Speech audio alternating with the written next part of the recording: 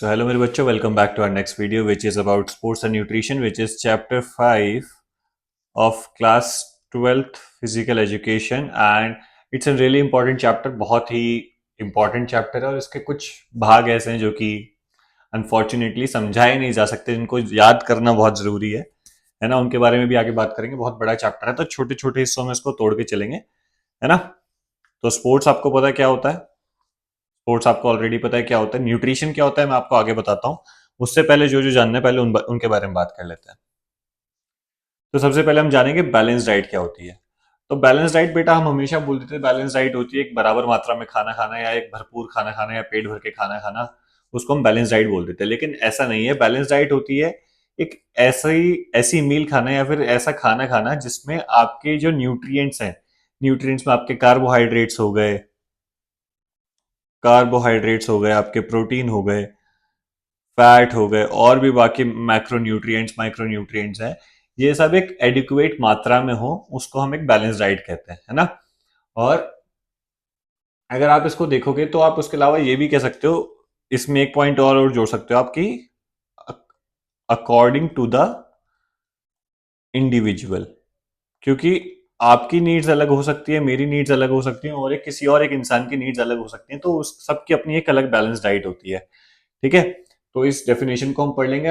This means that in any given meal food from all the food groups should be included in such a manner that all the nutrients are supplied in adequate quantity। ठीक है, तो सबसे पहले अगर हम इसको तोड़ेंगे तो हम इसको तीन भाग में बांट सकते हैं। सबसे पहले आते हैं आपके एनर्जी गिविंग फूड्स, जिसको हम कार्बोहाइड्रेट्स भी कहते हैं। ठीक है, ये किस में पाए जाते हैं? सीरियल्स में, रूट्स में, ट्यूबर्स में, शुगर में, जैगरी में। ठीक है, फैट्स एंड ऑयल्स में भी पाए जाते हैं। उसके बाद आता है आपके बॉडी बिल्डिंग ग्रुप, ये होता है आपका प्रोटीन। ये पाया जाता है आपके मिल्क में, मिल्क प्रोडक्ट्स में, मीट के प्रोडक्ट्स में, fish, egg, poultry, pulses, nuts and oil seeds. इनके बेटा ये जो सोर्सेज है ना, सोर्सेज को याद करना थोड़ा सा मुश्किल है, लेकिन आप कोशिश करेंगे तो हो भी जाएंगे। लेकिन हाँ, मुश्किल है तो मैं आपको कहूंगा कि उसके अलावा जो मेजर चीजें जो आप समझ सकते हैं उन पे ज्यादा ध्यान दें। उसके बाद आता है आपका प्रोटेक्टिव और रेगुलेटरी फूड्स, जो कि होते हैं आपके फैट्स। ठीक है, इसको आप दो तरीके से पा सकते हैं, एक तो फ्रूट्स के तौर पे और एक वेजिटेबल्स के तौर पे। तो फ्रूट्स के इसके सोर्सेज यहाँ लिखे हैं और वेजिटेबल के सोर्सेज यहाँ लिखे हैं। अगर मैं इसको अब पढ़ के बताऊंगा तो वीडियो बिना बात की लंबी होगी, तो इसको रोक के आप देख लेना, मैं आगे चलता हूं। तो हम सबसे पहले आते हैं कि न्यूट्रिशन क्या होता है। दो वर्ड हम देखते हैं हमेशा, न्यूट्रिशन और न्यूट्रिएंट्स। तो जब भी हम बच्चों से बात करते हैं तो बच्चे बोलते हैं न्यूट्रिशन और न्यूट्रिएंट एक ही तो बात है। जो हम खाना खाते हैं उसको न्यूट्रिशन कहते हैं, उसके अंदर न्यूट्रिएंट्स होता है। तो जो हम खाना खाते हैं वो तो फूड होता है ना, तो वो न्यूट्रिशन कैसे हुआ, है ना। तो जो साइंस है, जो हमने खाना खाया वो हमारे पेट में कैसे गया, ठीक है, फिर वो कैसे जाके पचा, फिर वो कैसे यूज हुआ, कहाँ कहाँ यूज हुआ, क्या केमिकल चेंजेस हुए, ठीक है, ये सब कुछ न्यूट्रिशन के अंडर आता है। उन सब चीजों की स्टडी आती है न्यूट्रिशन के अंदर। तो इसकी डेफिनेशन में मैंने लिखी है, the science of food and the study of the process that includes everything that happens to the food, that happen to the food, जो भी खाने के साथ होता है, from the time it is eaten until it is used of various function of the body. तो जब हम उसको खाते हैं उस समय से लेके जब तक वो हमारी बॉडी में अलग अलग काम के लिए यूज होता है, उसकी पूरी स्टडी को हम कहते हैं न्यूट्रिशन, और उस पूरे प्रोसेस को हम कहते हैं न्यूट्रिशन।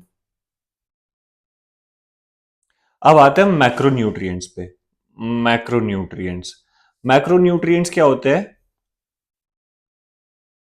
मैक्रोन्यूट्रिएंट्स वो होते हैं जो हमें ज्यादा मात्रा में चाहिए, ज्यादा मात्रा में चाहिए। ठीक है, हमारे खाने के अंदर जैसे अलग अलग न्यूट्रिएंट्स हैं तो दो पार्ट होते हैं, एक होता है मैक्रोन्यूट्रिएंट और एक होता है माइक्रोन्यूट्रिएंट।